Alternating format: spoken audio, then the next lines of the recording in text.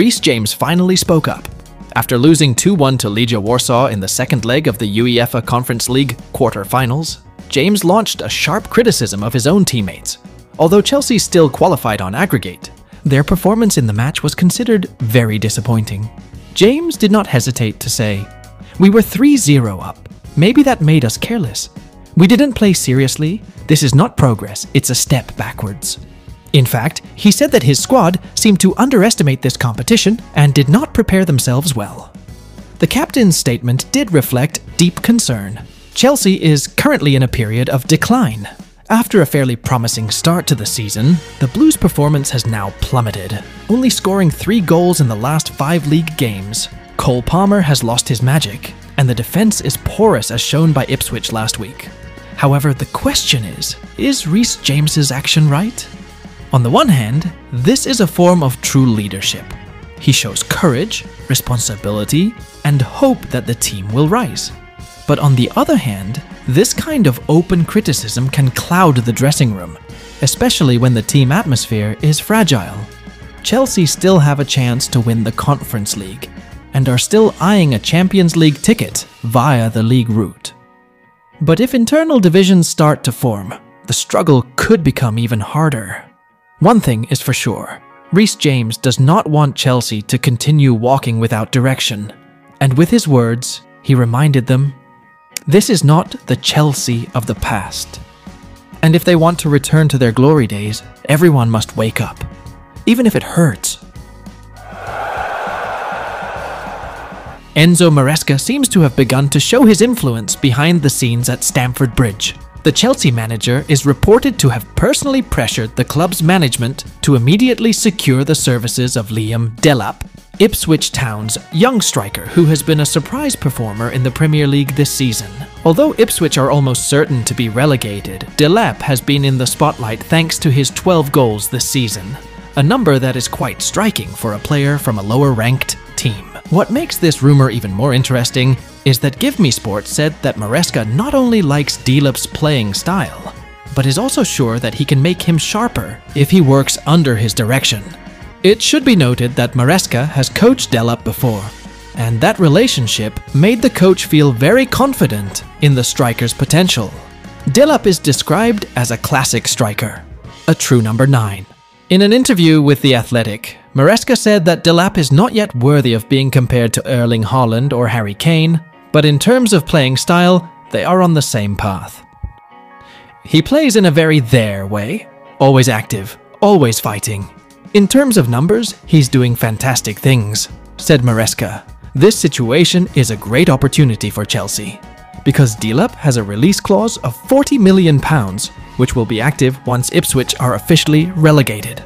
That figure is certainly very affordable for a young English striker who has proven to be able to perform consistently in the Premier League.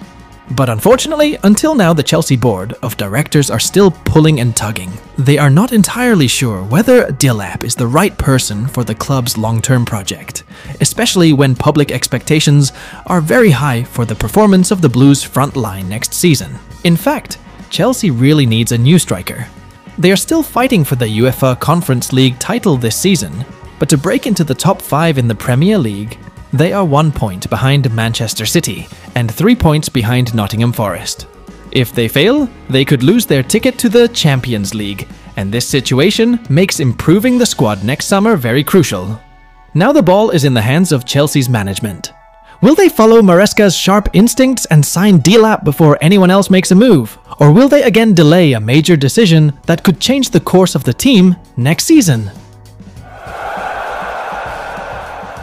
Arsenal is the leading team to recruit Sporting CP's goal machine, Victor Gyokeres. But Chelsea is still secretly lurking behind. According to Ebola's report, the Gunners are ready to attack in the near future to secure the Swedish striker. His statistics are extraordinary. Since moving from Coventry City to Portugal, Gyokeres has scored 43 goals and 15 assists last season, and this season is even crazier. 47 goals and 11 assists from 46 matches. No wonder Arsenal has made his name their main target this summer, although his contract has a release clause of £86 million. Gyokeres is said to have a gentleman's agreement with Sporting. He can leave for only £60 million. Arsenal is not the only interested party. Chelsea is also ready to compete. The Blues have already secured sporting wonderkid Giovanni Quenda and have a good relationship with the Portuguese club. They want to repeat a similar scenario with Gyokeres. However, Arsenal is considered to have the advantage.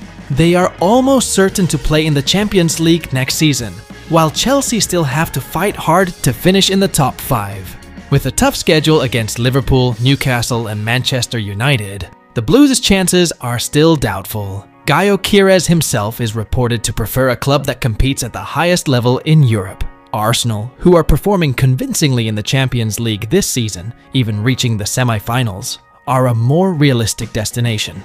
Arsenal are ahead, but Chelsea can still be troublesome. This transfer duel could be hot in the summer market.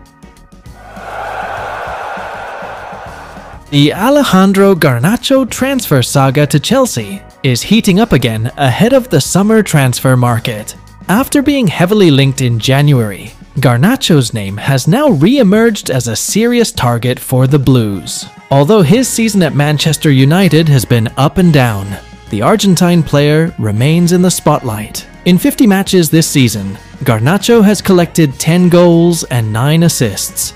However, inconsistent performance and several incidents with manager Ruben Amorim have made his future questionable, including the frustrating action when he was pulled out against Ipswich, which invited controversy.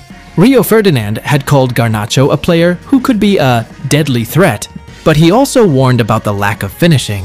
Chelsea saw a gap and reportedly ready to take advantage of the situation. Fabrizio Romano finally spoke up. Through the Give Me Sport bulletin, he revealed that the possibility of Garnacho's transfer could happen, but it all depends on the offer and financial fair play. Currently, there is nothing concrete, but that doesn't mean it's impossible. David Ornstein also mentioned Garnacho as being on Chelsea's radar, along with Dortmund's Jamie Bino Giddens. Enzo Maresca is in need of a freshening up front, with Jackson and Nkunku inconsistent, and Sancho and Madueke not living up to expectations. If a £65 million bid comes in, and United opt to sell outside the Premier League, Chelsea could make a big move this summer. And if Garnacho does move to Stamford Bridge, it would be an emotional blow for United fans. Premier League clubs Chelsea and Newcastle United have moved quickly. They have made official contact with the agent of Bayern Munich defender Kim Min-jae to discuss a possible transfer this summer.